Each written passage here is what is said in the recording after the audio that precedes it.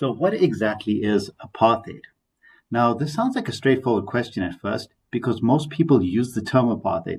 Sometimes, when there's an oppressive regime in another part of the world, you might say what those people are doing is an example of apartheid. Most people are familiar South Africa has a history of apartheid. Today, South Africans speak about apartheid. When they speak about challenges in the present or inequality in the present, they make reference to apartheid. But what exactly is apartheid? This may sound straightforward, but it's not actually that straightforward. I know from experience when asking classes I lecture if they understand what apartheid is, or if they heard the term, can they define it? Most students would say, who try to answer this question, will list a set of criteria, but that set of criteria has already existed in South Africa before apartheid began. They define a type of segregation. For example, students will say that non-whites in South Africa were not allowed to vote. Or they would say that whites and blacks lived in separate areas. Or they would say that better jobs were reserved for whites. Those are all characteristics in South Africa before apartheid began. So in this short video, just going to introduce this term of apartheid and how it differed from segregation.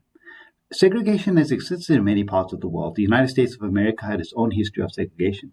But what was apartheid and what made apartheid distinct? And why is apartheid such a defining characteristic of South Africa's oppressive past? That's the purpose of this very short video. So, apartheid and segregation. South Africa as a country was established in 1910. As it has the borders that it currently has today, it was established. And when it was founded, it was based on segregation because South Africa consisted of 4 provinces: the Transvaal, the Orange Free State, Natal, and the Cape. And in those 4 provinces, 3 of them, only whites were allowed to vote. Only in the Cape province were a minority of coloreds, and coloreds are, in South Africa, the term used to refer to people of mixed race ancestry, and Africans were allowed to vote in the Cape. Just a minority, dependent on property ownership, could enable you to vote. But in the other 3 provinces, Natal, the Orange Free State, and the Transvaal, it was exclusively whites. That was the characteristic of South Africa in 1910. And even before 1910, during the colonial period, with the Dutch Cape Colony, later the Orange Free State, the Transvaal, the British Natal Colony, in these regions, segregation had existed. When diamonds were discovered in the region, and later gold, segregation in certain areas intensified to prevent Africans from coming into areas where they could compete with whites. So what exactly made apartheid different? Apartheid began in 1948. We'll get to that just now, but just a note on terminology in South Africa. During apartheid, 4 racial categories were classified by the National Party. Whites, either of English or Dutch, German, and even to an extent French descent, who would be referred to as the Afrikaners, they would fall under white. African would be the indigenous population.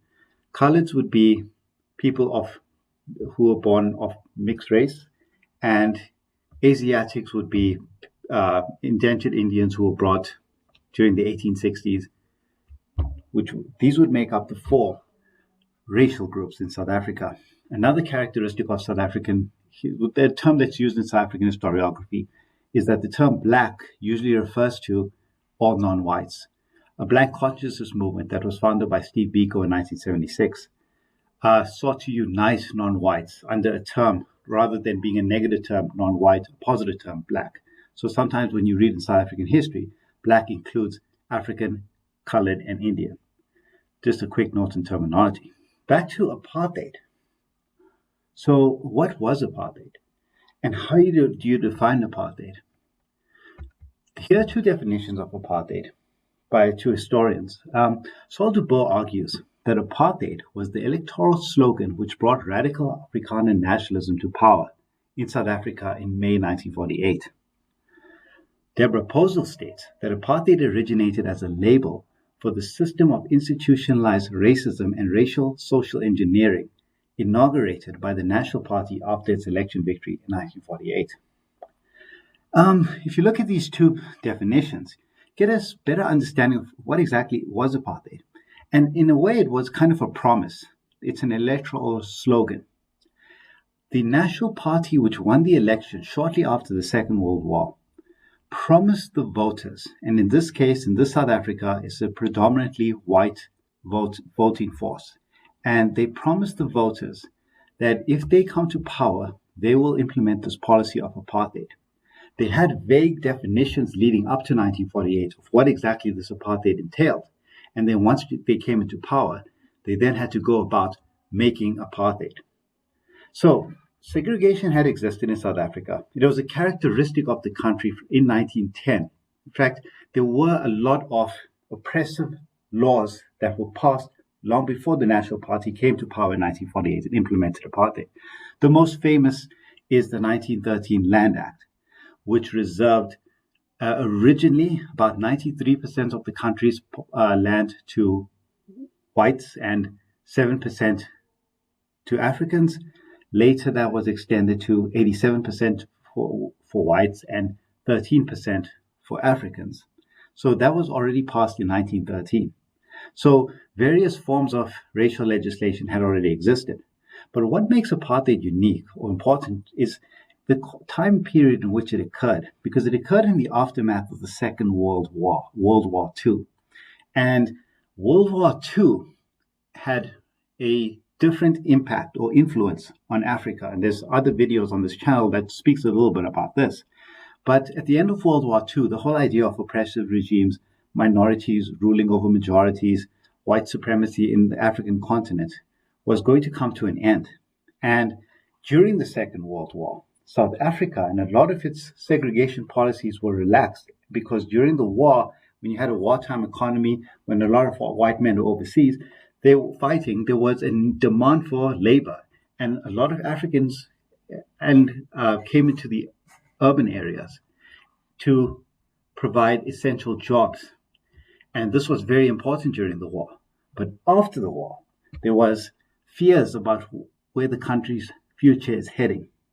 And during these fears and these uncertainties, fears amongst certain whites who were afraid of this idea that was known as the Swart Kafar or the Black Peril, that Africans would come into urban areas, swamp them, and whites would lose privileges that they previously had.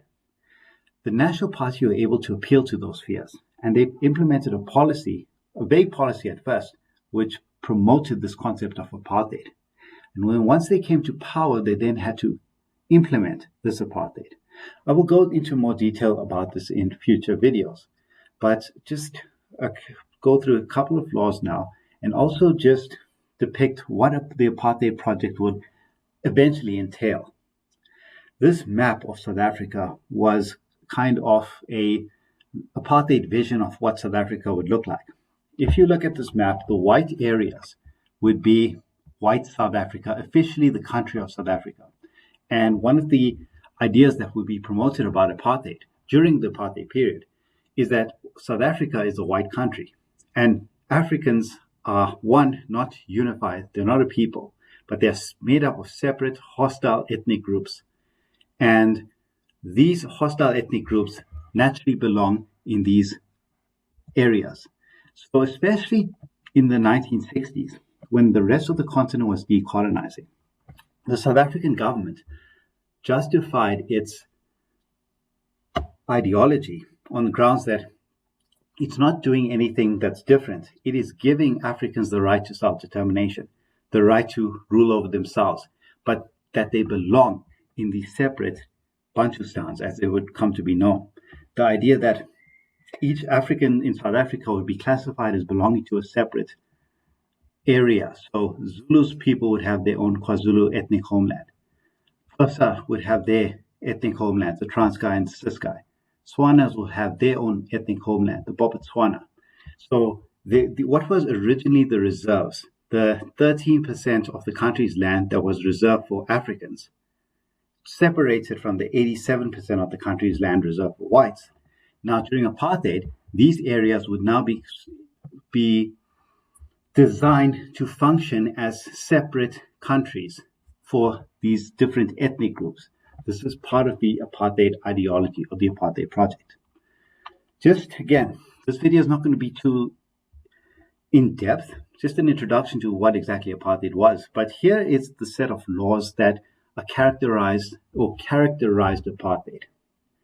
When the National Party came to power in 1948, they began to do a couple of important things to promote apartheid.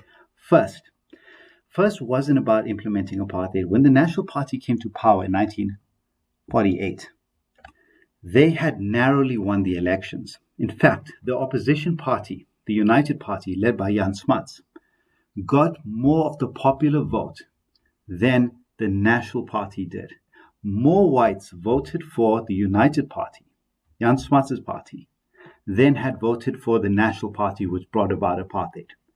But even though Jan Smuts' United Party won the popular vote, more individuals voted for it, the way the country's electoral system was allocated with constituents, the National Party managed to win more seats in parliament, and hence they were able to control the government. That's the way in which the elections were contested. It's kind of similar to the whole Donald Trump-Hillary Clinton election in 2016. But once the National Party came to power, winning by a very, very tiny margin, had managed to win a few more seats in parliament than the United Party. Their first aim was to make sure that they hold on to power. They further reorganized the electoral constituents to benefit them in upcoming elections. They included Southwest Africa, which is today Namibia, part of the South African elections in the future to increase their support. They did various things. They also tried to prevent coloureds who were still allowed to vote in the Cape from being allowed to vote in the Cape. And once they were able to begin this, then they started actually implementing apartheid. And these are some of the essential laws. 1949, they passed the Prohibition of Mixed Marriages Act. And the Prohibitions of Mixed Marriages Act basically made it illegal for whites to marry non-whites. The following year, they passed the Immorality Amendment Act, which made it illegal for a white person to have sexual relations with a non-white or with a black.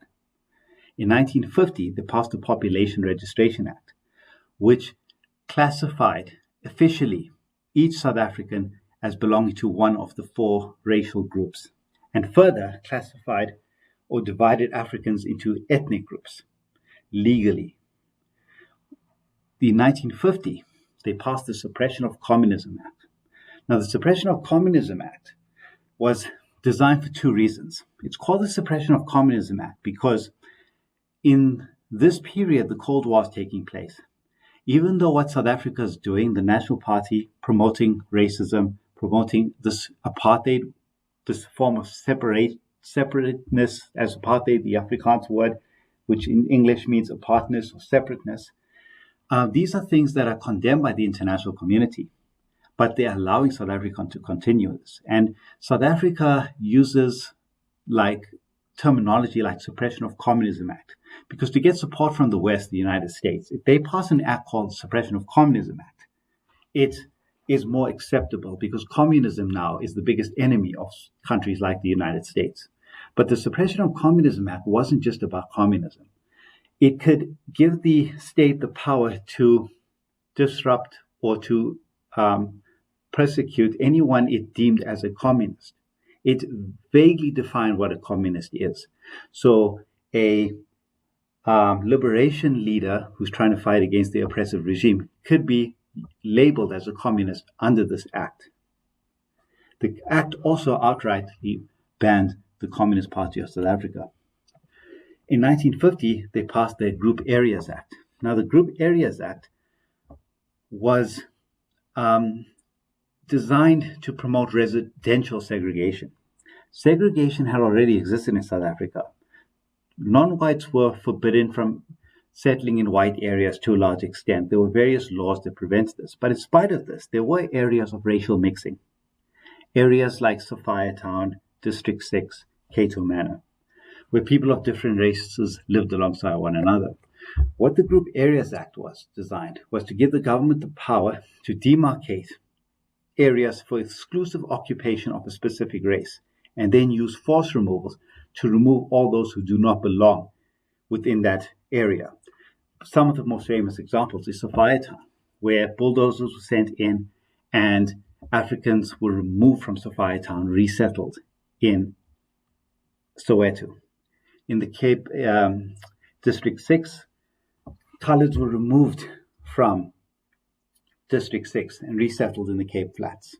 In Cato Manor, Africans and Indians were removed and resettled either in Chatsworth or Kamashu. So the Group Areas Act was basically promoted forced removals. During apartheid, it's estimated that about 3.5 million South Africans were forcibly removed from their homes and resettled to other areas. In 1953, the state passed the Separate Amenities Act, separation of whites and non-whites in all public places and vehicles, and they don't even need to be equal. So they would have separate signs, whites only and for non-whites. In 1953, they passed the Bantu Education Act. The Bantu Education Act was designed to bring the education of African children under state control. From the time that Christian missionaries have begun settling in South Africa or coming to South Africa, they had played an important role in education for a lot of African children. And the Bantu Education Act was to bring all of this education under the state control. And a way of thinking of the Bantu Education Act was to reduce the quality of education offered to African children, but increase the quantity. Because in apartheid South Africa, there were certain jobs that were not for non-whites. In the Bantustans, the ethnic homelands that were created, then Africans could do as they please. But in white South Africa, they were not allowed to become doctors, lawyers, engineers. So why should the education system cater for these types of careers? So the whole idea was, what does white South Africa need from African children? Certain forms of labor.